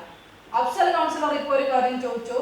അന്ന് ഒരാഴ്ച മുന്നേ നമ്മുടെ ഓഫീസിലേക്ക് ഇങ്ങനെയൊരു വിവാദം നടന്നിട്ടുണ്ടോ നോക്കാം. നിങ്ങളിപ്പോ അഴിമതിക്കാരനായ ഒരു ഉദ്യോഗസ്ഥന്റെ പേരിൽ എൻ്റെ അടുക്ക രേഖപ്രകാരം നിങ്ങൾക്ക് അറിയിപ്പ് കിട്ടിയിട്ടുണ്ടോ എന്ന് ചോദിച്ചു കഴിഞ്ഞാൽ രേഖപ്രകാരം എനിക്കാരും അറിയിപ്പ് തന്നിട്ടില്ല. ഒരാളെ പേരിലേക്ക് അഴിമതി ആരോപിക്കുന്ന സമയത്ത് ഞാൻ എൻ്റെ വസ്തുത വെച്ചിട്ട് ഞാൻ കണ്ട കാര്യം മാത്രമേ പറയാറുള്ളൂ. അല്ലാതെ എനിക്ക് തോന്നുന്ന കാര്യം പറഞ്ഞു കഴിഞ്ഞാൽ അത് ഇന്നത്തെ കാലഘട്ടത്തിൽ അനുയോജ്യമല്ല. എൻ്റെ അടുക്ക രേഖപ്രകാരം അല്ലെങ്കിലും എൻ്റെ അടുക്ക ഇങ്ങനെ ഒരു സംഭവം ഉണ്ടായിട്ടുണ്ട് എന്നുള്ളത് സൂചിപ്പിച്ചു. ആ സൂചിപ്പിച്ചത് നമ്മൾ ഇവിടുന്ന് മാറിയിട്ടുള്ള രാജേന്ദ്രൻ മെച്ചയിലെ പേര് പറഞ്ഞുകൊണ്ടാണ് എൻ്റെ അടുക്ക ചോദിച്ചത്. അപ്പം ഞാൻ രാജേന്ദ്രൻ മെച്ചയിനെ വിളിപ്പിച്ചു. മെച്ചയിനെ വിളിപ്പിക്കുന്ന സമയത്തേക്ക് ആരോഗ്യ സ്റ്റാൻഡിംഗ് കമ്മിറ്റി ചെയർമാനുണ്ട്, വൈസ് ചെയർമാനുണ്ട്, രാജേന്ദ്രൻ മെച്ചയുണ്ട്. അദ്ദേഹത്തോട് ചോദിച്ചു വസ്തുത എന്തെങ്കിലും ഈ കാര്യത്തിൽ ഞാൻ കേട്ടതിൽ എന്തെങ്കിലും വസ്തുതയുണ്ടോ, ഇവിടെ ഇങ്ങനെ ഒരു വിഷയം ഉണ്ടായിട്ടുണ്ടോ എന്ന് ചോദിച്ച സമയത്ത് അയാളെ ഒരുപാട് കാര്യങ്ങൾ നമ്മളെ മുമ്പാകെ പറഞ്ഞു. കാരണം ഞാൻ ഒറ്റക്ക് വിളിച്ചു കഴിഞ്ഞാൽ പറഞ്ഞ കാര്യം എന്താണെന്നുള്ളത് ഞാനും അയാളും മാത്രമായിരിക്കും. നിങ്ങളുടെ മുമ്പിലേക്ക് വിശദീകരിക്കും അത് വസ്തുതയില്ലാന്ന്. അതുകൊണ്ട് തന്നെയാണ് ആരോഗ്യ സ്റ്റാൻഡിംഗ് കമ്മിറ്റി ഉൾപ്പെടെ ഇവരെ യൂണിയൻ നേതാവ് ഉൾപ്പെടെയുള്ള ആളുകളെ വെച്ചുകൊണ്ടും വൈസ് ചെയർമാനെയും കൂടെ ഇരിപ്പിച്ചുകൊണ്ട് ചോദിച്ചു. പക്ഷെ അയാൾ അങ്ങനെയുള്ളൊരു കാര്യം ചെയ്തിട്ടില്ല എന്നുള്ളത് അടിവരയിട്ടിട്ട് നമ്മളെ മുമ്പാകെ പറഞ്ഞു. അങ്ങനെ പറഞ്ഞ സമയത്ത് നിങ്ങളത് ചെയ്തിട്ടുണ്ട് എന്നുള്ള കാണിക്കാൻ എൻ്റെ മുമ്പിലേക്ക് ഒരു തെളിവും വന്നിട്ടില്ല. തെളിവില്ലാത്ത കാര്യവുമായി ബന്ധപ്പെട്ട് ഒരാൾ നിങ്ങൾ അങ്ങനെ ചെയ്തിരുന്ന് പറയാനുള്ള ഒരാൾ ഞാനുമല്ല. കാരണം എൻ്റെ മുമ്പിലേക്ക് എന്തെങ്കിലും തെളിവ് വരണം. അത് എന്നെ സംബന്ധിച്ചല്ല, ഞാനല്ല, എന്നൊക്കെ ശേഷമുള്ള 46 ആൾക്കും വ്യക്തമായിട്ട് പറയണമെങ്കിൽ നിങ്ങളൊരു കയ്യിലേക്ക് ഒരു തെളിവ് വേണം. ആ തെളിവില്ലാത്ത കാലത്തോളം എനിക്കൊന്നും പറയുന്നു. ഞാൻ ചോദിച്ചു, ഇങ്ങനെ കേൾക്കുന്നുണ്ട്, മോശം അഭിപ്രായമാണ് നിങ്ങളെപ്പറ്റി കേട്ടിട്ടുള്ളത്, അതിലെന്തെങ്കിലും വസ്തുത ഉണ്ടോ? ഇവിടെ തുറന്നു 5 ആൾ മാത്രമേ എൻ്റെ മുമ്പിലുള്ളൂ, ഞാൻ ഉൾപ്പെടെ. നിങ്ങൾക്ക് എന്തെങ്കിലും അങ്ങനെ പറ്റിപ്പോയിട്ടുണ്ടെങ്കിൽ നിങ്ങൾക്ക് എൻ്റെ മുമ്പിൽ തുറന്നു പറയാമെന്ന് പറഞ്ഞ സമയത്തേക്ക് അയാൾ പറഞ്ഞു ഞാൻ അങ്ങനെ ചെയ്തിട്ടില്ല. ഞാൻ കൃത്യമായിട്ട് എൻ്റെ മുമ്പിൽ വരുന്ന ആളുകളെ എത്രയും പെട്ടെന്ന് ഒഴിവാക്കി കൊടുക്കാനുള്ള ഉദ്ദേശം മാത്രമേ എനിക്കുള്ളൂ. ഞാൻ അങ്ങനെ ഒരു സംഖ്യ പോലും കൈപ്പറ്റുന്ന ഒരാളല്ല എന്നുള്ള രീതിയിലേക്ക് എൻ്റെ അടുക്ക പറഞ്ഞു. എനിക്ക് തെളിവ് ഒരു സംഗതിയും കിട്ടില്ല. തെളിവില്ലാത്തൊരു കാര്യത്തിലേക്ക് എനിക്ക് പോകാനും പറ്റില്ല. നിങ്ങൾക്ക് ഈ തരാനുള്ള മറുപടി എന്നുള്ള രീതിയിലേക്ക് ഞാൻ എൻ്റെ അടുക്ക പറഞ്ഞിട്ടുള്ള ആള് ഇയാളെ പേര് വെച്ചിട്ടാണ് പറഞ്ഞത്. ആ പേരിൽ വെച്ചിട്ട് എനിക്ക് അങ്ങനെ വെച്ച് പറഞ്ഞത് കൊണ്ട് തന്നെ നിങ്ങളിപ്പം പറഞ്ഞ രീതിയിലേക്ക് ഓഫീസിലേക്ക് അയാളോട് ചോദിക്കാം. റൂം പൂട്ടി അയാളെ ഭീഷണിപ്പെടുത്തി എന്നെല്ലാം പറഞ്ഞത് ശരിയല്ല. അതുകൊണ്ട് മേലുദ്യോഗസ്ഥൻ എന്നുള്ള രീതിയിലേക്ക് HS ഉണ്ട്. പക്ഷെ ഇങ്ങനെ അവർ വന്ന് ചോദിച്ചു എന്ന് പറഞ്ഞ സമയത്തേക്കാണ് ഞാൻ അവരെ വിളിപ്പിച്ചതും കാര്യങ്ങൾ എന്താണെന്നതും. പക്ഷെ അയാൾ അങ്ങനെ ചെയ്തിട്ടില്ല എന്ന് പറയുമ്പോൾ തെളിവ് സഹിതം കിട്ടാത്തത് കൊണ്ട് എനിക്കൊന്നും പറയാനും പറ്റിയില്ല. പക്ഷേ അതിലേക്ക് ആരോഗ്യ സ്റ്റാൻഡിംഗ് കമ്മിറ്റി കൂടെ ഒന്ന് പറഞ്ഞാൽ പറഞ്ഞതുപോലെ ചെയർപേഴ്സന്റെ അടുത്തേക്ക് ശ്രദ്ധയിൽ വന്ന കാര്യം ശ്രദ്ധയിൽപ്പെടുത്തിയ ആളെ പിന്നെ ഇയാൾ നിഷേധിച്ചത് കൊണ്ട് തന്നെ അയാളെ വീണ്ടും വിളിച്ചിട്ട് അയാളോട് ചോദിച്ചു കൊടുത്തയാൾ നിങ്ങൾക്ക് അറിയാമെങ്കിൽ ആ കൊടുത്തയാളെ കൊണ്ട് ഇവിടെ രണ്ടാളും മുഖാമുഖം എത്തിയിട്ട് ഇക്കാര്യം തെളിയിക്കണം. കാരണം ഞങ്ങൾക്ക് എന്തെങ്കിലും ഒരു ആരോപണം ഉണ്ടെങ്കിൽ അത് നമുക്ക് തെളിയിച്ച് നടപടി എടുത്തേ മതിയാകുമെന്ന് പറഞ്ഞപ്പോൾ അയാളെ ഞാൻ തന്നെയാണ് ഫോണിൽ വിളിച്ചത്. എൻ്റെ അടുത്ത് പറഞ്ഞു അങ്ങനത്തെ ആളൊന്നുമില്ല, അതിന് നിങ്ങൾ ഇനിയൊന്നും ചിന്തിക്കാനും ചോദിക്കാനൊന്നും പോകണ്ട, അത് ഞാൻ തീർത്തിട്ടുണ്ട്, ആ വിഷയം കഴിഞ്ഞിട്ടുണ്ട്, അതിനൊരു പറഞ്ഞു. ഞാൻ ഫോണിൽ വിളിച്ചാണ് അയാളോട് ചോദിക്കുന്നത്. തീർത്ത് പറഞ്ഞ വിഷയത്തിൽ അതിനെ പിന്നെ എങ്ങനെയാണ് ശ്രീധരേട്ടൻ അതാണ് ഉദ്ദേശിച്ച് പറഞ്ഞതെന്ന് എനിക്കറിയില്ല. ഇവിടെ പറഞ്ഞത് അതാണ് ചെയർപേഴ്സൺ പറഞ്ഞത്. ആ വിഷയം ശ്രീധരേട്ടൻ മാത്രമേ പറയാൻ പറ്റൂ. അതുമായി ബന്ധപ്പെട്ട് ഞങ്ങൾക്ക് ആർക്കും തന്നെ രേഖാപരമായ പരാതി വന്നിട്ടില്ല. കേട്ടറിവാണ്. കേട്ടറിഞ്ഞ ആളോട് വീണ്ടും വിളിച്ച് ചോദിച്ചു. ഇയാൾ നിഷേധിക്കുകയാണ്. ഇയാൾ കരഞ്ഞുകൊണ്ടാണ് പറയുന്നത് ഞാൻ അങ്ങനെ ചെയ്തിട്ടില്ല, ഞാൻ പൈസ വാങ്ങിയില്ല. അയാളോട് ആ ഇരിക്കുന്ന സമയത്ത് വൈസ് ചെയർമാൻ ഉൾപ്പെടെ ഇരിക്കുമെന്ന് തന്നെ പറഞ്ഞിട്ട് അങ്ങനെ ഉണ്ടെങ്കിൽ തിരിച്ചു കൊടുക്കണം, ഇല്ലെങ്കിൽ ശ്രീധരേട്ടൻ വേദിയിലാണ് പറഞ്ഞെങ്കിൽ നമ്മൾ അയാളോട് പറഞ്ഞിട്ട് ഇല്ലെങ്കിൽ ഈ ആളുകൾ ഇടപെട്ടാൽ നിങ്ങൾ ഇവിടുന്ന് ചിലപ്പം അങ്ങ് പോകുന്ന സമയത്ത് എന്തൊക്കെ കാണാൻ ചെയ്ത വ്യക്തികളാണ്. അതാണ് വടകരന്റെ ചരിത്രവും നേരത്തെ ഉണ്ടായിട്ടുള്ളത്. അപ്പൊ ഞങ്ങൾക്കാർക്കും ആ സമയത്ത് ഇടപെടാൻ പറ്റില്ല. അതുകൊണ്ട് ഇപ്പൊ തന്നെ അത് പ്രശ്നം പരിഹരിക്കണം പറഞ്ഞാൽ പിന്നെ തീർത്ത് പറയാൻ ഞാൻ അങ്ങനെ ചെയ്തിട്ടില്ല. പിന്നെ നമുക്ക് എന്താണ് ട്രാൻസ്ഫർ ഓർഡർ വന്നതാണ്. അതിന്റെ തൊട്ട് രേഖാമൂലം വേറെ പരാതി ഒന്നും തന്നിട്ടില്ല എന്നാ പറയുന്നത്. എനിക്ക് രേഖാമൂലം ഈ ഒരു വിഷയവുമായി ബന്ധപ്പെട്ട് ആരും തന്നെ എനിക്ക് പറയാം. വിഷയമല്ല, നഗരസഭയിലെ ജീവനക്കാർക്കെതിരെ എനിക്ക് രേഖാപ്രകാരം ഇപ്പം പറഞ്ഞത് അഫ്സൽ കൗൺസിലർ പറഞ്ഞത് ഒരു ഉദ്യോഗസ്ഥനെ പിന്നെ അവിടെ താമസിക്കുന്നിടത്ത് പോയി അതൊന്നും എനിക്കറിയാത്ത വിഷയത്തിലേക്ക് പറയാൻ പറ്റില്ല. ഇപ്പൊ നഗരസഭ ചെയർപേഴ്സൺക്ക് അഴിമതിയായി ബന്ധപ്പെട്ട് ഒരു പരാതി രേഖാമൂലം തന്നിട്ടില്ല.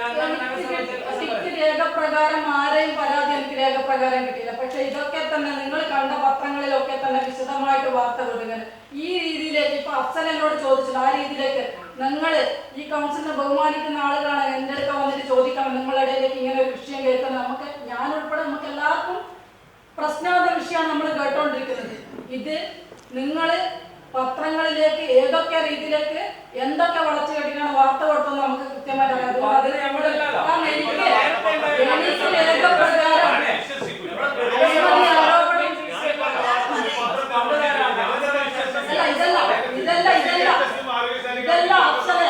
ഉദ്ഘാടനം ബന്ധപ്പെട്ട് മുൻ ചെയർമാൻ ശ്രീധരൻ ചെയർമാൻ നടത്തിയ പ്രസ്താവനയുമായി ബന്ധപ്പെട്ട് വന്നിട്ടുള്ള പത്രവാർത്ത ഏതൊക്കെയാണെന്ന് നമുക്കറിയാം എന്തൊക്കെയാണുള്ളത്. കാരണം അത് അതിൻ്റെതായ ഈ ഒരു 5 വർഷത്തിനിടയിലേക്ക് നഗരസഭാ ചെയർപേഴ്സൺ എന്നുള്ള രീതിയിലേക്ക് രേഖപ്രകാരം ഒരു ജീവനക്കാരനും അഴിമതി ആരോപണം നടത്തിക്കൊണ്ടുള്ള ഒരു സംഗതിയും എന്റെ ഇപ്പൊ നിങ്ങൾ പറഞ്ഞതുപോലെ എഞ്ചിനീയറിംഗ് വിഭാഗത്തിലെ ഒരു ഉദ്യോഗസ്ഥൻ എനിക്ക് മറുപടി പറയാനുള്ള സമയം ഞാൻ പറയട്ടെ. ഞാൻ പറഞ്ഞു രേഖപ്രകാരം തെളിവില്ലാത്ത സംഭവത്തിലേക്ക് എനിക്ക് പോകാൻ പറ്റൂല.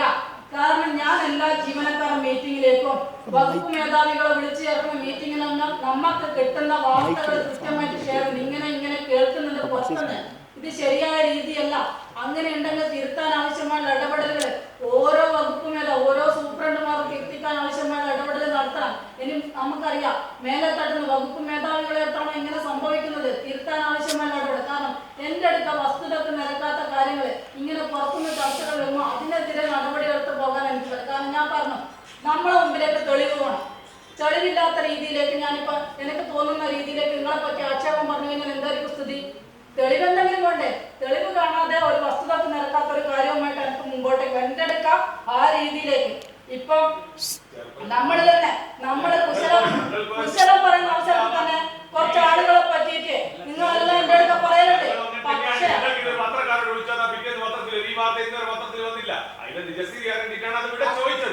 ആയിക്കോട്ടെ, വീണ്ടും കൗൺസിലർ ഉന്നയിച്ച വിഷയം ആരോഗ്യ വിഭാഗം ഉദ്യോഗസ്ഥർക്കെതിരെയാണ് പറഞ്ഞത്. അത് വ്യക്തമായിട്ട് പേര് പറയുകയും ചെയ്തു. പക്ഷേ ഒരു വിഭാഗം ജീവനക്കാരെ പറ്റിയിട്ടും എന്റെ ആരോപണം വന്നിട്ടില്ല.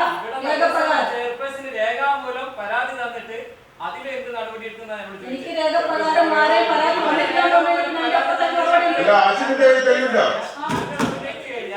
അതിനെ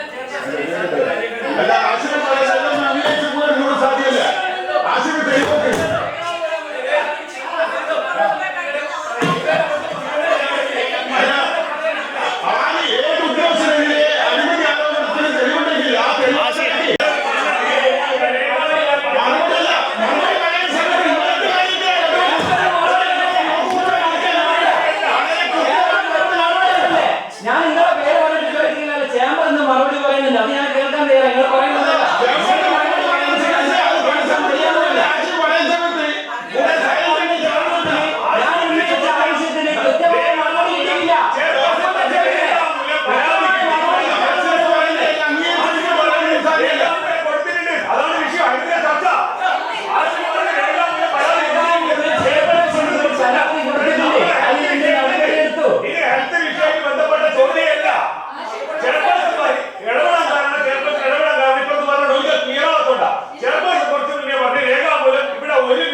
പരാതി കിട്ടിയില്ല.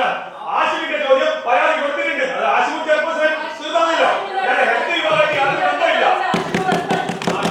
എനിക്ക് പറയാനുള്ളത് ഞാൻ കൃത്യമായി പറഞ്ഞു. അത് വളച്ചൊടിച്ചുകൊണ്ടുള്ള മറുപടി പറഞ്ഞുകൊണ്ട് ഇതിനെ ഇല്ലാന്ന് സ്ഥാപിക്കുന്നതാണെങ്കിൽ, അതിനെ ന്യായീകരിക്കുന്നതാണെങ്കിൽ, പരാതി ചെയർപേഴ്സണിക്ക് കൊടുത്ത പരാതി, രേഖാമൂലം കൊടുത്ത പരാതിയിലും ഒരു ആക്ഷനും എടുത്തില്ല എന്നുള്ളതാണ് നമുക്ക് മനസ്സിലാക്കാൻ കഴിയുന്നത്. ആദ്യം വാക്കാൽ പരാതി പറഞ്ഞു. ആ വാക്കാൽ പരാതി എനിക്ക് എഴുതി തരണം എന്ന് പറയുന്ന അടിസ്ഥാനത്തിൽ രേഖാമൂലം എഴുതി കൊടുത്ത പരാതി, ആ പരാതി എന്താണ് ചെയ്തതെന്ന് അതാണ് പറയുന്നത്. ചേംബറിലുള്ള ചെയർപേഴ്സണിക്ക് പരാതി കൊടുത്തത് വ്യക്തിപരമായിട്ട് നിങ്ങളെ കയ്യിലേക്ക് ഒരു വ്യക്തി എന്നുള്ള രീതിയിലേക്ക് എനിക്ക് പരാതി തന്നിട്ടുണ്ടെങ്കിൽ ആ വ്യക്തിപരമായ പരാതി എന്താണെന്ന് നിങ്ങൾ പറയണം. ഇനി ഇവിടെ നിങ്ങളിപ്പോ സൂചിപ്പിച്ചതുപോലെ എഞ്ചിനീയറിംഗ് ഡിപ്പാർട്ട്മെന്റുമായി ബന്ധപ്പെട്ട് ഒരു അഴിമതി ആരോപണമല്ല, ഒരു ഉദ്യോഗസ്ഥൻ വല്ലാതെ ബുദ്ധിമുട്ടിക്കുന്നു പറഞ്ഞുകൊണ്ട് അത് അഴിമതി ആരോപണം എന്നുള്ള രീതിയിലേക്കല്ല വന്നിട്ടുള്ളത്. അജിത്ത് എന്ന് പറയുന്ന വ്യക്തിയെ കുറിച്ച് ഇവിടെയുള്ള LPSമാരുടെ കൂട്ടായ്മ എന്റെ കയ്യിലേക്ക് എന്നോട് കാര്യങ്ങൾ പറഞ്ഞത് അഴിമതി ആരോപണം പരാതി കിട്ടിയിട്ടുണ്ടല്ലോ. അത് രേഖാമൂലം പരാതി ചെയർപേഴ്സൺ കിട്ടിയിട്ടുണ്ടല്ലോ. ആ രേഖാമൂലം പരാതി ചെയർപേഴ്സൺ കിട്ടിയിട്ടുണ്ടല്ലോ.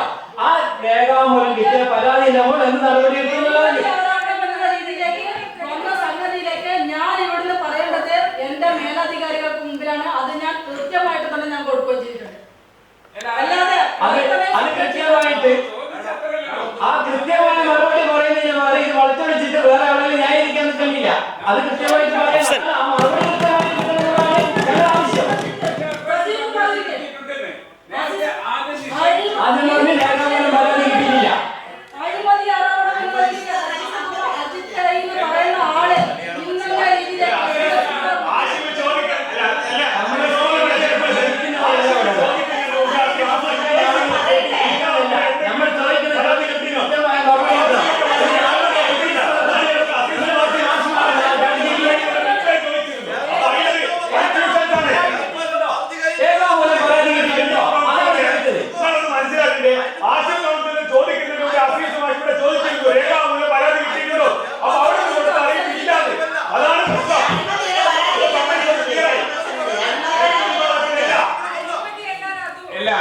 നടത്തി എന്നല്ല നമ്മൾ പറഞ്ഞത്. പരാതി രേഖാമൂലം കിട്ടിക്കൊണ്ട് നിങ്ങളല്ല മനസ്സിലാക്കിയിട്ട് പിന്നെ നമ്മൾ ക്ലാസ് എടുക്കണം. പരാതി രേഖാമൂലം കൊടുത്തിട്ടുണ്ടോ ചോദ്യം.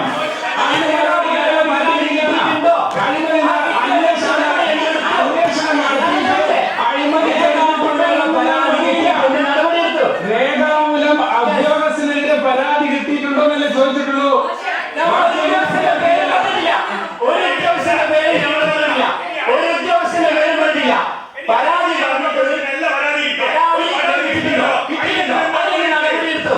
ഒരു ഉദ്യോഗസ്ഥന്റെ പേരും ഇവിടെ വലിച്ചേച്ചിട്ടില്ല. കേരളത്തിൽ മുഴുവൻ ചാനലുകളടക്കം റിപ്പോർട്ട് ചെയ്യുന്ന വിവാദങ്ങളുടെ സമയത്ത് ഒരു ഉദ്യോഗസ്ഥനെതിരെ ഒരു പരാതി കിട്ടിയത് അത് അഴിമതിയോ അല്ലാതിരിക്കട്ടെ. അപ്പൊ അതിനെതിരെ എന്ത് നടപടി എടുത്താണ് ഞങ്ങളുടെ ചോദ്യം. സിമ്പിൾ ചോദ്യമാണ്. അതുകൊണ്ടാ പറഞ്ഞ ഒരു ജീവനക്കാരനെ സംശയത്തിന്റെ നേരിൽ കൊടുത്താൽ നമുക്ക് സാധിക്കില്ല. കൃത്യമായി പണിയെടുക്കുന്ന ആളുകളുണ്ട്. എന്റെ മുമ്പിലേക്ക് കൂട്ടുന്നതിന് ആരും പറഞ്ഞിട്ടില്ല. അങ്ങനത്തെ ആക്ഷേപമില്ല. പരാതിക്കെതിരെ എന്ത് നടപടി ഇത്രയും വലിയൊരു വിവാദം ചെയർമാൻ പറയുകയും അതിനുശേഷം ഇത്തരം പരാതി കിട്ടി എന്ത് നടപടി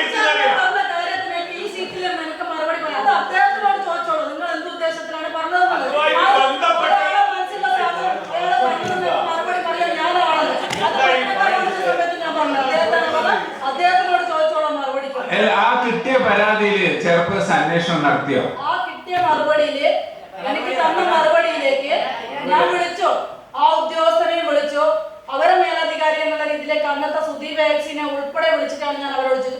പക്ഷേ അവരും ആ രീതിയിലേക്ക് യാതൊരു ബുദ്ധിമുട്ടിക്കലും എന്റെ ഭാഗത്തുനിന്ന് ഇല്ല എന്നുള്ളത് മേലുദ്യോഗസ്ഥന്മാരുടെ മുമ്പിലേക്ക് പറഞ്ഞു. പക്ഷേ ഇവരുടെ ഭാഗത്തുനിന്ന് നിരന്തരം ഈ സംഭവം പറയുമ്പോൾ ഓരോ നിയമനാധികാരി ആരാണോ അവരെ ശ്രദ്ധയിലേക്ക് ഇത് കൊടുത്തിട്ടുണ്ട്. അത് ഇപ്പോഴൊന്നുമല്ല, മാസങ്ങൾക്ക് മുമ്പ് 5-8 മാസങ്ങൾക്ക് മുമ്പേ. അതാണ് ചോദിച്ചത്. മാസങ്ങൾക്ക് മുന്നേ തന്ന പരാതിയിൽ എന്ത് ആക്ഷൻ എടുത്തു, എന്ത് നടപടി എടുത്തു? അല്ല, അത് കൗൺസിലിന് അറിയിക്കുന്നതിന്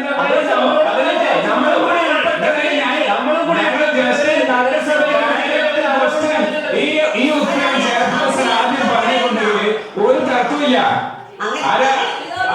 ചെയർപേഴ്സൺ ആ രീതിയിലെല്ലാം മറുപടിയാണ്. ബഹുമാനപ്പെട്ട അഫ്സർ കൗൺസിലർ ഉൾപ്പെടെയുള്ള ആളുകൾക്ക് കാരണം നമ്മൾ സൗഹൃദ സംഭാഷണം നടത്തുന്ന സമയത്ത് ഇക്കാര്യം കർഷക കൺസൾട്ടർ തന്നെ പറഞ്ഞിട്ടുണ്ട്. കാര്യം ഞാൻ ഇത് കഴിഞ്ഞ കാരണം സൗഹൃദ സംഭാഷണത്തിലേക്ക് പറഞ്ഞ കാര്യങ്ങൾ വെളിപ്പെടുത്തി പോകാനുള്ള ഉദ്ദേശം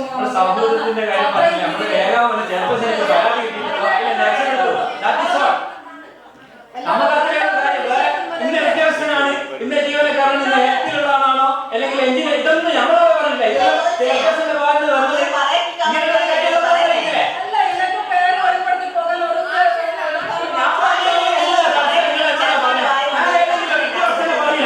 ഒരു ജീവനക്കാരന്റെ പേര് ഞാൻ പറഞ്ഞില്ല, അയാൾ തസ്തിക പറഞ്ഞിട്ടില്ല, ഒന്നും പറഞ്ഞില്ല. രേഖാമൂലം പരാതി ലഭിച്ചിട്ടുണ്ടോ? ഉണ്ടെങ്കിൽ അതിലെന്ത് നടപടി എടുത്തു?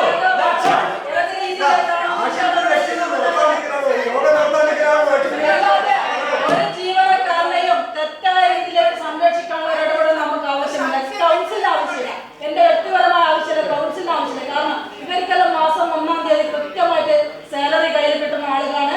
അത് പൊതുജനങ്ങളെ ബുദ്ധിമുട്ടിച്ചുകൊണ്ട് വേണ്ടാത്ത രീതിയിലുള്ള മറ്റ് പൈസകളുടെ ഇടപാടുകൾ വേണ്ട. കാരണം ഒരു സമയത്തേക്ക് ഇവിടെ മുൻകാലങ്ങളിൽ, കാരണം 10-15 വർഷത്തെ അനുഭവത്തിൽ മുൻകാലങ്ങളിലേക്ക് ഇവിടെ LBSമാർ ഉൾപ്പെടെ വേണ്ടാത്ത സമയങ്ങളിലേക്ക് പോലും ഇടപെട്ടുകൊണ്ട് വരുന്നൊരു രീതി നമ്മൾ തിരുത്തിച്ചതാണ്.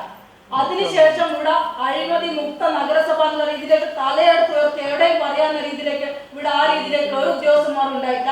പക്ഷേ ഇപ്പം ഇങ്ങനെ, കാരണം അപഖ്യാതി എന്നുള്ള രീതിയിലേക്ക് പുറത്തുനിന്ന് വരുന്ന സമയത്തേക്ക് നമുക്ക് തെളിവ് സഹിതം കിട്ടണം എന്നുള്ള രീതിയിലേക്ക് വരുമ്പോ തെളിവില്ലാത്ത കാര്യത്തിലേക്ക് ചർച്ച ചെയ്ത് പോകാൻ പറ്റില്ല. ഇത് മാസങ്ങൾക്ക് മുമ്പേ LBSന്റെ ഒരു കൂട്ടായ്മയാണ് എന്റെ മുമ്പിലേക്ക് വന്നു പറഞ്ഞത്. ആ കൂട്ടായ്മ വന്ന സമയത്ത് തന്നെ നമുക്കെല്ലാം ഇവിടുന്ന്, കാരണം ഇവിടുന്ന് ഒന്നുകിലും ട്രാൻസ്ഫർ ചെയ്യിപ്പിക്കണം, അല്ലെങ്കിൽ മറ്റ് നടപടികൾ അവരെന്താണോ സ്വീകരണം നിയമന അധികാരിക്ക് ഇവിടലെ രക്ഷയുള്ളൂ. അത് എന്റെ ഭാഗത്തുനിന്ന് അതിന്റെ പിറ്റേ ദിവസം തന്നെ ആ കാര്യങ്ങളെല്ലാം ലെറ്റർ സഹിതം പോയി കഴിഞ്ഞിട്ടുണ്ട്.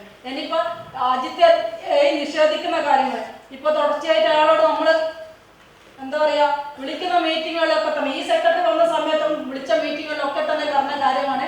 ആ മീറ്റിങ്ങുകളൊക്കെ തന്നെ പറയുമ്പോൾ നമ്മൾ അങ്ങനെ ചെയ്യുന്നില്ല എന്ന് ഒരാൾ പറഞ്ഞു കഴിഞ്ഞാൽ നിങ്ങൾ അത് ചെയ്യുന്നുണ്ട് എന്നുള്ള രീതിയിലേക്ക് ഞാൻ സമർപ്പിക്കണമെങ്കിൽ എനിക്ക് മുമ്പിലേക്ക് ഒരു തെളിവ് വേണം.